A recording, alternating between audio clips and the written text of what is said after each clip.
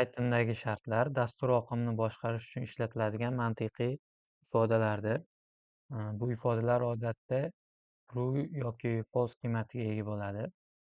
Masalan, bizda is morning degan o'zgaruvchimiz bo'lishi mumkin va uning qiymati true yoki false, ya'ni true bo'lsa agar ertalab bo'lsa, false qiymatga teng bo'lganda esa agar ertalab bo'lmasa degan ma'noni anglatadi. Keyinchalik biz bu o'zgaruvchimizning qiymatiga qarab qandaydir shartlardan foydalanishimiz mumkin. Biz mantiqiy operatorlar va shart operatorlarini birgalikda ishlatishimiz mumkin. Shart operatorlari bu if va else deb nomlanuvchi operatorlardir. If operatoriga misol kod. Agar bu ifodada is raining, ya'ni yomg'ir yog'ishi true ga teng bo'lsa, ushbu doiradagi kod bajariladi. Aks holda bajarilmaydi.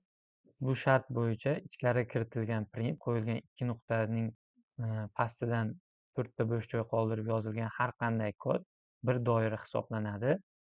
Buni ko'rsatish uchun bu yerga yana bir print operatorini qo'shishimiz mumkin.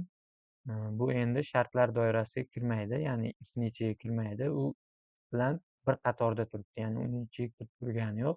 Va endi is raining false bo'lganda ham pastdagi kuningiz xayrli o'tsin degan so'z chop etiladi. Ammo if operatori, shart operatori ichidagi dastur bajarilmaydi, sababi is rainingning qiymati false. Agar biz false holatida boshqa bir narsa sodir bo'lishini istasak, biz else kalit so'zidan foydalanishimiz mumkin. Masalan, mana bu kabi. Tasavvur qiling, biz Google xaritalaridagi kabi sayohat rejalashtiruvchi dasturni yaratmoqdamiz.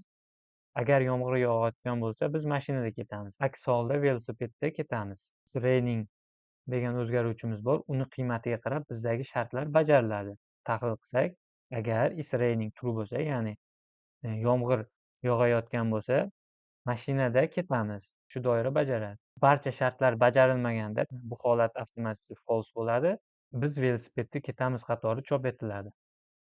Pythonda yana bir elif operatori mavjud va bu else if operatorlarining qisqartirilgan shakli hisoblanadi.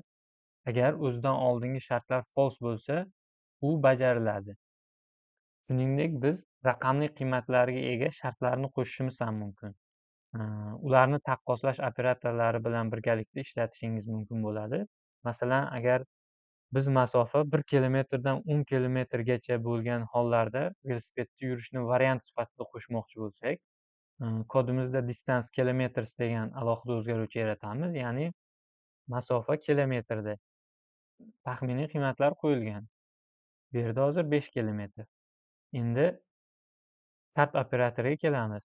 Bu yerda ifda is raining, ya'ni yomg'ir yog'ayotgan bo'lsa, is raining qiymati true bo'lsa yoki distance kilometers, ya'ni masofamiz, biz bormoqchi bo'lgan joydagi masofa 10 kilometrdan katta bo'lsa, demak biz mashinada borishimiz kerak degan qism chop etilishi kerak.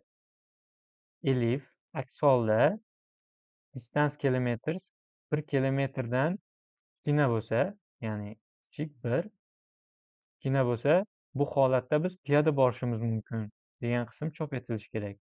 Tepadagi barcha shartlar bajarilmaganda, ya'ni qanoatlantirilmaganda biz velosipedda borishimiz kerak degan qism chop etilishi kerak. Endigi navbat kodlash mashqiga. Sizlar uchun shunday vazifa beriladi.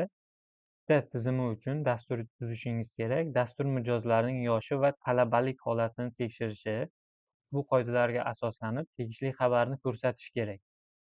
Unda quyidagi shartlar berilishi kerak. Agar mijoz 18 yoshdan kichik bo'lsa, kirish bepul degan so'z chop etilishi kerak. Agar mijoz talaba yoki 65 yoshdan oshgan bo'lsa, kirish narxi 50% chegirma bilan amalga oshiriladi degan so'z chop etilishi kerak. Qolganlarning hammasida, qolgan boshqa odamlar uchun 100% to'laydi degan so'z chop etilishi kerak. Dastur va uning customers age va students degan o'zgaruvchilar qiymati biz tomonimizdan beriladi. Bu yerda if else shart operatorlaridan foydalanib bu dasturni tuzishingiz kerak bo'ladi.